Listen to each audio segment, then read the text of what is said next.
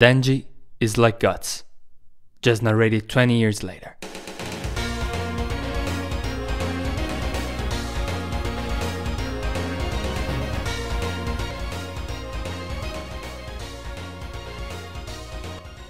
Today, we are going to compare two of my favorite characters of all times, Berserk's protagonist Guts and Chainsaw Man's one, Denji.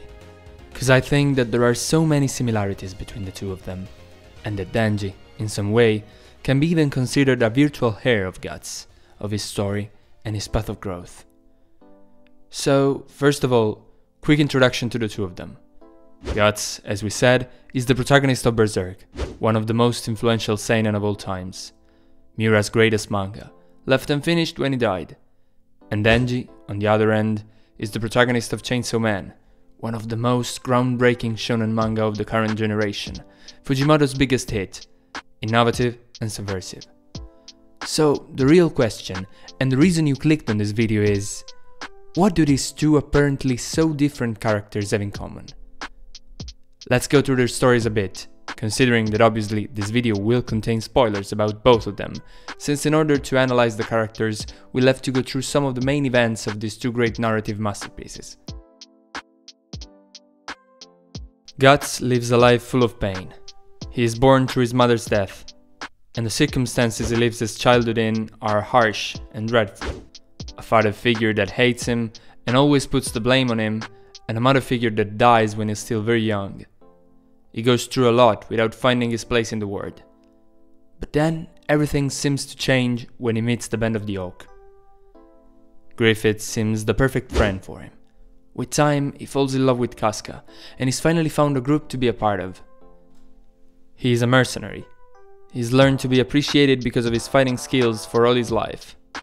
And that's the only thing he's been taught actually. The only answer he knows to the adversities of life. His sword is, as I've already said quite a few times on this channel, the objective correlative of his struggle and his pain. A heavy burden to carry. Yet, all he knows. Denji is a boy without a family, when the story of Chainsaw Man starts, except for Pochita. The two of them live in the slums, working together as devil hunters, paid by criminals for occasional dangerous jobs. All Denji can dream of is a normal life. And that's what he achieves when he becomes a part of the public safety. All the people around him are all he's always yearned for. Friends, family, love interests, while now Pochita has just become a part of him. Denji has never been taught how to cope with emotions. He doesn't know what's affection and what's love, and thus falls in love with Makima, because she shows to care. Denji keeps on setting new goals in his life, which are mostly common sexual desires, because he can't think of anything better in his life, and while this might be considered normal for a teenager, in the case of Denji, it's just another confirm of his subtle cluelessness about the outer world. And when both seem to be living their best life, their lives suddenly crumble. Guts goes through the eclipse after what's explicitly called the Golden Age of Berserk. And Denji ends part 1 with no one left of all the people he's learned to love throughout the story. And funny enough, the length of Chainsaw Man's part 1 and the Golden Age of Berserk are also pretty similar. 11 volumes for the first and around 10 volumes for the other. Their lives both rise, crumble, and then start again. Guts is betrayed by Griffith and deprived of everything by him. Deprived of the Band of the Oak, deprived of Casca, who totally loses her sanity after being physically by Griffith. And the same goes for Denji with Makima. Killing power in front of him, and Aki dying because of him after being possessed by the Gun Devil. After they had earned a form of peace, they lose it all again. Guts and Denji are not typical heroes, doing all they do for an innate sense of justice, for a desire to defeat the evil. They're not immaculate. They're not idealistic in any possible sense. And I'm not saying that this makes them better characters compared to Ichigo or Yuji, for example. I'm just saying that the role they have and the message they want to convey is different. They both just desperately want to be a part of something, because they feel their lives are without a purpose. And it's always been like that. Denji is obsessed with setting new goals in his life, new heights to reach, to give an illusion of meaning to what otherwise seems pointless. And Guts is shocked when he realizes he doesn't have a dream of his own compared to Griffith, and in order to give a meaning to his actions, he leaves the band to go on a mission of self-discovery of his own, trying to forge his own dream, even though that sort of fails, and something calls him back to the only thing that really made his life make sense: the people he met along the way. They are sad characters, maybe hollow characters, even though they tend not to show emotion.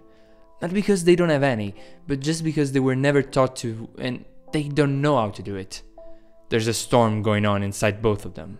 Their traumatic relationship with parental figures, their struggles to find balance in life, their inner demons, which are pretty real, by the way. Guts and Denji are so human, and they go through so much that you can even think of, to the point where you get to think that life makes no sense at all. The direction things are taken in my analysis makes me think of one of my most recurring inspirations, Jean-Paul Sartre. For those of you who don't know him, Sartre is one very important and influential existentialist philosopher of the 20th century. He is the author of Being and Nothingness, one of the founding texts of existentialism, and the author of Nausea, a very brilliant novel with a protagonist that exemplifies some of the early themes of Sartre's philosophy. To put it briefly, I think that a lot of Sartre resonates with this kind of characters, especially Antoine Roquentin, the protagonist of Nausea, nauseated by existence and its meaninglessness, giving a title to the book. Nonetheless, the nullifying power of our conscience can give a meaning to a word that otherwise is just a blank canvas.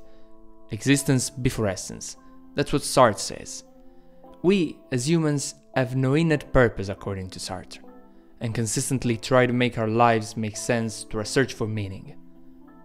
I guess now you might find the analogy in what I just described with Guts and Denji, desperately searching for that meaning, for a goal, a purpose, and at the same time shaped and branded solely by the events of their lives, by their experiences in the world, by their traumas, as any human being.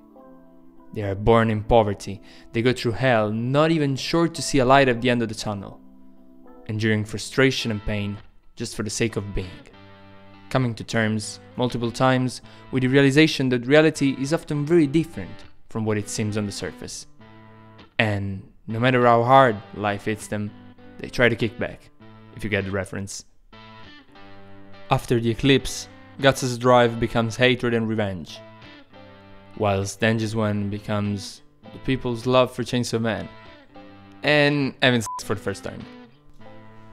Even though on the surface they appear to be inhumanly strong, defending themselves with powerful weapons, they are really fragile, and their physical strength and powers only become a way to prevent the others from realizing it. Nonetheless, they are not fanatics, falling for any kind of beliefs. As I already said, they reject ideals and ideology in general.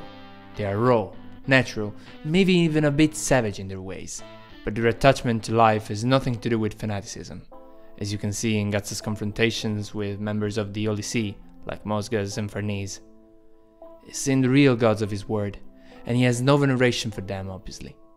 And Denji always sticks to materialistic desires. He would only hope for a normal life, nothing more and nothing less.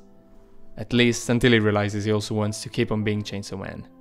They are protagonists who have come face to face with the absurdity of the world, and craziness becomes part of them, while they try to convince themselves to be still sane.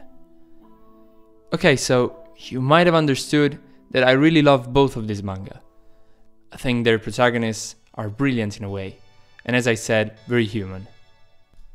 Their authors meant to tell tormented stories with them, and even though obviously they are different, as I explained, there are many similarities in the way they portray life and its ambiguity, and this, once again, proves that demographics such as shonen and seinen have small to no impact on what the author wants to convey. By the way, let me know if you appreciated this analysis and comparison between the two MCs I just described, and if you'd like to see anything similar on the channel in the near future, cause I have a few ideas you might like. Once again, thank you for watching, and if you enjoyed, leave a like and subscribe, costs you nothing and helps a lot. See you soon, guys.